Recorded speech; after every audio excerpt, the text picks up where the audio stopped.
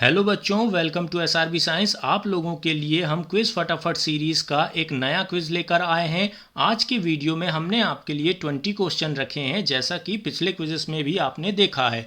Quiz फटाफट के इस वीडियो में हम sexual reproduction in flowering plants का 7th क्विज करने वाले हैं।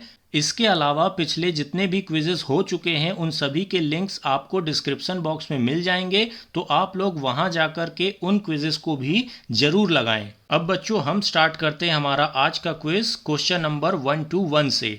Embryo develops at the dash of the embryo sac, मतलब एम्ब्रियो सैक में किस हिस्से में या किस पार्ट में एम्ब्रियो का डेवलपमेंट होता है वो आपको बताना है। Option A chalazal end, option B centre of the embryo sac, option C micropylar end, option D not fixed. तो यहाँ पर बच्चों जो एम्ब्रियो का डेवलपमेंट होता है एम्ब्रियो सैक में वो है माइक्रोपाइलर एंड। ठीक है, option number C is correct for question number 1 इसके बाद हम चलते हैं अगले question number 122। The study of formation and development of an embryo, embryo के डेवलपमेंट और फॉर्मेशन की स्टडी को क्या कहा जाता है। Option A embryogeny, option B morphology, option C the early stage of embryo development, option D A and C both. बच्चों वैसे तो हम इसे प्लांट एम्ब्रियोलॉजी भी कह सकते हैं, पर आपकी एनसीईआरटी बुक में एक पर्टिकुलर टर्म दिया गया है एम्ब्रियोजेनी। ठीक है, तो study of formation and development of an embryo क्या कहलाती है, एम्ब्रियोजेनी। तो क्वेश्चन नंबर 122 का correct answer option A embryogeny, इसको आप अच्छे से याद रखेंगे। इसके बाद अगला क्वेश्चन होगा हमारा क्वेश्चन नंबर 123।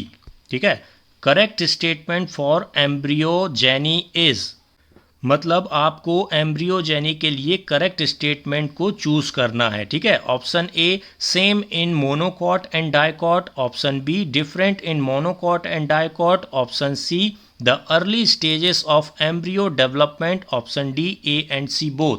बच्चों यहाँ पर देखिए एम्ब्रियोजेनी के लिए जो करेक्ट स्टेटमेंट है वो तो पहली वाली है same in monocot and dicot. ठीक है, ये वाली बात करेक्ट है, दूसरी वाली बात इसी हिसाब से इनकरेक्ट हो जाएगी। इसके बाद यहाँ पर जो थर्ड ऑप्शन दिया हुआ है उसमें एम्ब्रियोजेनी की एक डिफरेंट डेफिनेशन दी हुई है, the early stage of embryo development, इसको भी हम एम्ब्रियोजेनी कहते हैं और एम्ब्रियो की स्टडी को भी एम्ब्रियोजेनी कहा जाता है। तो ध्यान से आप एम्ब्रियोजेनी टर्म को समझिए। ठीक है, तो करेक्ट आंसर जो होगा आपका option number D A and C both, A भी सही है और आपका सी भी सही है। ठीक है, केवल बी इनकरेक्ट है, तो correct answer option D. Okay बच्चों, ये हो गया हमारा क्वेश्चन नंबर 123। इसके बाद क्वेश्चन नंबर 124 क्वेश्चन है आपका post fertilisation events are. Post fertilisation events आप लोगों ने पहले पढ़ चुका है। पोस्ट फर्टिलाइजेशन इवेंट्स में क्या क्या होता है देखते हैं। पहला है option A maturation of embryo sac, option B development of fruit from ovary, option C production of pollen, option D A and B both. तो देखिए बच्चों, जो पॉलन का और जो एम्ब्रियो सैक का इनका जो डेवलपमेंट होता है ये कहलाता है प्री फर्टिलाइजेशन इवेंट। ठीक है, और जो फ्रूट्स मतलब फ्रूट्स का बनना ओवरी से वो कहलाता है आपका पोस्ट फर्टिलाइजेशन इवेंट। मतलब और भी चीज़ें होती इसमें इंक्लूडेड, पर इन चारों ऑप्शन में से आपका ऑप्शन बी ही करेक्ट है। ठीक है, तो ये हो गया आपका क्वेश्चन नंबर 124। इसके बाद हम आगे बढ़ेंगे और क्वेश्चन नंबर 125 को सॉल्व करेंगे। उसके पहले आप लोगों को क्या करना है बच्चों, यदि आप लोगों को ये वीडियो पसंद आ रहा है तो इस वीडियो को अपने दोस्तों के साथ शेयर कीजिए, हमें इंस्टाग्राम में फॉलो कीजिए, और यदि आप लोगों को ऑनलाइन क्लासेस की ज़रूरत हो बायोलॉजी सब्जेक्ट के लिए तो आप हमसे कांटेक्ट भी कर सकते हैं। ठीक है बच्चों, इसके बाद अगला क्वेश्चन होगा हमारा क्वेश्चन नंबर 125।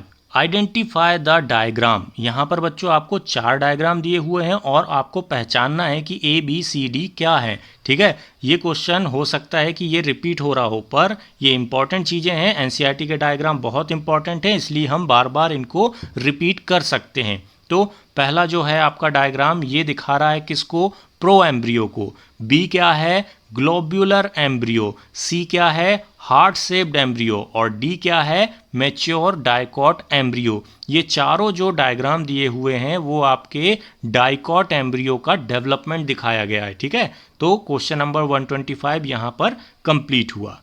बच्चों क्वेश्चन नंबर 127 नया क्वेश्चन है। The portion of embryonal axis above the level of cotyledons is the dash. मतलब आपसे पूछा जा रहा है एम्ब्रियोनल एक्सिस में कॉटिलेडन्स के ऊपर की तरफ का पार्ट कौन सा होता है या क्या कहलाता है। जल्दी से बताइए। यहाँ पर ऑप्शन आपके हैं, पहला है रेडिकल, दूसरा है प्लिम्यूल्स, तीसरा है हाइपोकोटाइल, चौथा है एपिकोटाइल। यहाँ पर आपको नाम से ही साफ साफ समझ में आ रहा है जो एपिकोटाइल टर्म है वो किस चीज़ के लिए यूज़ होगा, ऊपर की तरफ के लिए। ठीक है, तो करेक्ट ऑप्शन हो गया आपका ऑप्शन नंबर डी, एपिकोटाइल। इसके बाद अगला क्वेश्चन होगा क्वेश्चन नंबर 128। क्वेश्चन है the hypocotyl is terminates at its lower and in the dash P. यानी कि यहाँ पर आपको फिर से फिल इन द ब्लैंक पूछा गया है और पूछा गया है कि पी में क्या फिल होगा या पी के लिए कौन सा करेक्ट ऑप्शन होगा। Option A radicle, option B plumule, option C hypocotyl, option D epicotyl. तो बच्चों देखिए ये सारे के सारे जो अभी क्वेश्चन आ रहे हैं वो सब एम्ब्रियो के स्ट्रक्चर से रिलेटेड हैं और जब तक आप लोगों को स्ट्रक्चर नहीं पता होगा तो आपको ये क्वेश्चन नहीं बनेंगे।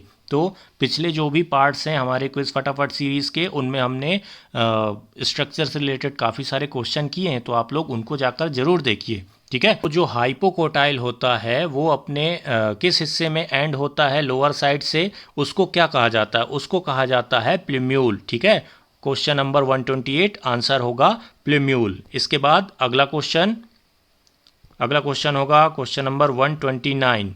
Other name of root tip is. बहुत इजी क्वेश्चन है, आप लोगों को बनना चाहिए। रूट टिप का दूसरा नाम बताना है। ठीक है, option A radicle, option B plumule, option C hypocotyl, option D epicotyl. Root tip का जो दूसरा नाम होता है वो होता है रेडिकल। ठीक है, या आप बोल सकते हैं रेडिकल थोड़ा सा डेवलप होकर के रूट टिप बनाता है। तो क्वेश्चन नंबर 129 बहुत इजी था, आप लोगों ने किया। अब बच्चों हमारे सामने है question number 130। In the grass family the cotyledons is called. क्या आप लोगों को पता है ग्रास फैमिली किसको कहते हैं? 3-4 एग्जाम्पल जरा कमेंट बॉक्स में जल्दी से बताइए। तो ग्रास फैमिली में कॉटिलेडन्स को क्या कहा जाता है? Option A epicotyl, option B plumule, option C scutellum, option D radicle. तो जो ग्रास फैमिली होती है उसमें कॉटिलेडन्स को क्या कहा जाता है? स्कूटेलम कहा जाता है। ध्यान रखिएगा, बहुत इजी क्वेश्चन है और ये आपके एग्जाम में आ भी चुका है। ठीक है बच्चों, चलिए अब आगे बढ़ते हैं। अगला क्वेश्चन क्या होगा? Question number 131। In monocots, the portion of the embryonal axis above the level of attachment of scutellum is dash. Option A epicotyl, option B plumule, option C scutellum, option D radicle. तो question क्या पूछ रहा है? Embryonal axis में scutellum के ऊपर का हिस्सा क्या कहलाता है? सिंपल सा क्वेश्चन। तो ऊपर के लिए आप लोगों को पता है, पिछला भी एक क्वेश्चन था कुछ इससे मिलता जुलता था। क्या था? ऊपर के लिए हम टर्म यूज़ कर रहे थे एपिकोटाइल, तो इसको आप आसानी से याद रख सकते हैं। ठीक है, पर आप लोगों को डायग्राम बनने चाहिए। ठीक है, ये हुआ हमारा क्वेश्चन नंबर 131। इसके बाद अगला क्वेश्चन होगा द कॉलराइजा इज या फिर ब्लैंक। ठीक है, तो कॉलराइजा क्या है या कॉलराइजा के बारे में जो नीचे स्टेटमेंट दी हुई है 4 ऑप्शन में, उनमें से कौन सा करेक्ट है? पहला है मेड बाय अनडिफ्रेंशिएटेड सीट, दूसरा है covers the radicle and root cap, और तीसरा है presence at the lower side of the embryo, और चौथा है ऑल ऑफ दीज। तो यहाँ पर कॉलराइजा को लेकर ये चारों ऑप्शन में से कौन से करेक्ट हैं वो बताना है, या फिल इन द ब्लैंक में कौन सा आ सकता है वो बताना है। तो जो ए, बी और सी ये तीनों ऑप्शन आपके करेक्ट हैं और कॉलराइजा को सही तरीके से क्लासिफाई करते हैं या आइडेंटिफाई करते हैं। ठीक है बच्चों, तो ये हो गया आपका क्वेश्चन नंबर 132 का correct answer option number D. अब बच्चों हम आ चुके हैं क्वेश्चन नंबर 133 में। क्वेश्चन है हमारा hollow foliar structure that covers few leaf primordia in monocot embryo. Option A embryonal axis, option B scutellum, option C coleoptile, option D coleorhiza. तो यहाँ पर मोनोकॉट एम्ब्रियो की बात हो रही है और क्या पूछा जा रहा है कि इसकी जो नई निकलने वाली लीव्स होती हैं, ठीक है, नई निकलने वाली जो लीव्स होती हैं उनको एक फॉइलर स्ट्रक्चर कवर करके रखता है, उसे क्या कहा जाता है? तो उसे कहा जाता है कोलेप्टाइल। ठीक है बच्चों, ये वाले क्वेश्चन आप लोगों को थोड़े से अजीब लग रहे होंगे पर ये सारे के सारे आपकी एनसीईआरटी बुक की एक एक लाइन से बनाए गए हैं। ठीक है, तो ये सभी के सभी इंपॉर्टेंट हैं और डायग्राम से रिलेटेड हैं तो आप इनको डायग्राम बना करके प्रैक्टिस कीजिए। अब बच्चों देखिए क्वेश्चन नंबर 134। यहाँ पर आपको एक डायग्राम दिया हुआ है और आइडेंटिफाई एक्स, एक्स को पहचानना है। ये एक्स है, उसकी नेमिंग आपको बताना है क्या होगी। Option A plumule, option B scutellum, option C coleoptile, option D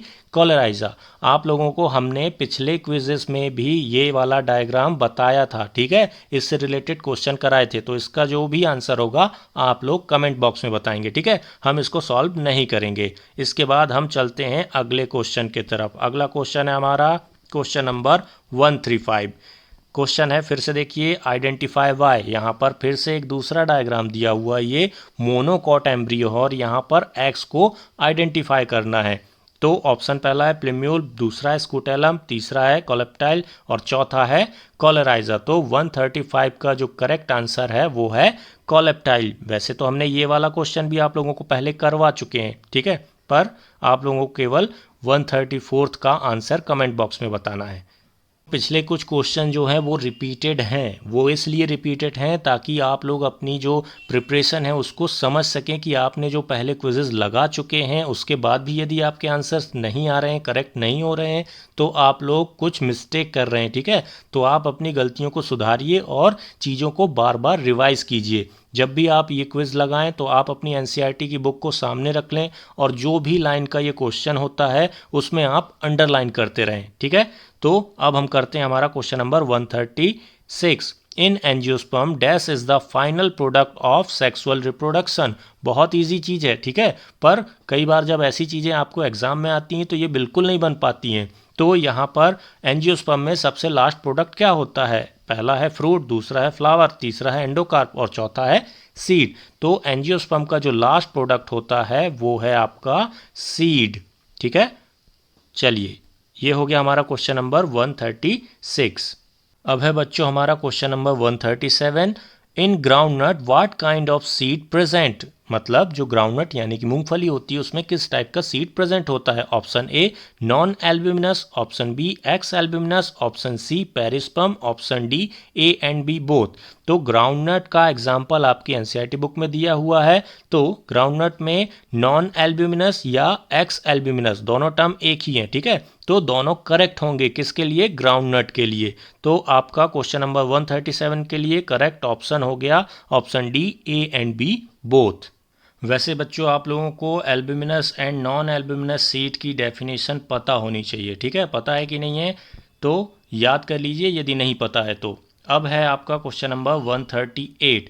endosperm is completely consumed during embryo development in. Option A wheat, option B maize, option C pea, option D castor, ठीक है। तो चार option दिए हुए हैं और आपको बताना है कि इनमें से किस में एम्ब्रियो के डेवलपमेंट के समय एंडोस्पर्म पूरी तरीके से यूज़ हो जाता है, ठीक है, कंज्यूम्ड हो जाता है। तो क्वेश्चन नंबर 138 के लिए करेक्ट आंसर होगा आपका पी या ऑप्शन सी, ठीक है। इसमें क्या होता है, जब एम्ब्रियो का डेवलपमेंट होता है तब एंडोस्पर्म को पूरी तरीके से कंज्यूम कर लिया जाता है।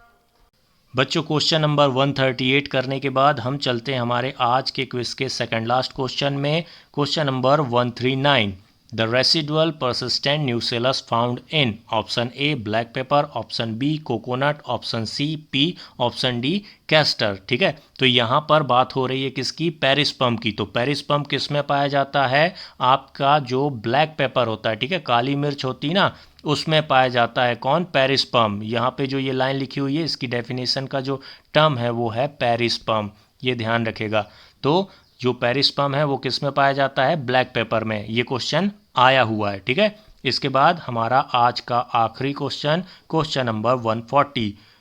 Perisperm can be seen in the seed of. देखिए पेरिस्पर्म किसके सीड में देखा जा सकता है? तो आपको पता है ब्लैक पेपर पिछले क्वेश्चन में आ चुका है, तो ब्लैक पेपर तो करेक्ट हो जाएगा। उसके बाद व्हीट में और बीट में और D A and C both, मतलब कि जो ब्लैक पेपर होता है और बीट होता है, ठीक है, इनमें पेरिस्पर्म देखा जा सकता है। कहाँ पर? सीड में, कुछ बचा हुआ हिस्सा, ठीक। तो आप लोगों को पेरिस्पर्म की डेफिनेशन पता होनी चाहिए, ये इम्पॉर्टेंट है, ये एग्ज़ाम में आ चुका है। तो बच्चों यहाँ पर हमारा आज का क्विज कंप्लीट होता है क्वेश्चन नंबर 140 के साथ। क्विज खत्म होने से पहले आप लोग क्या कर लें, हमारे चैनल को सब्सक्राइब कर लें और सीधे जा कर के इंस्टाग्राम में हमें फॉलो कर लें। इंस्टाग्राम में भी हम आपके लिए बहुत अच्छी अच्छी पोस्ट लेकर आते हैं जो कि आपके नीट एग्ज़ाम के लिए बहुत इम्पॉर्टेंट होती है।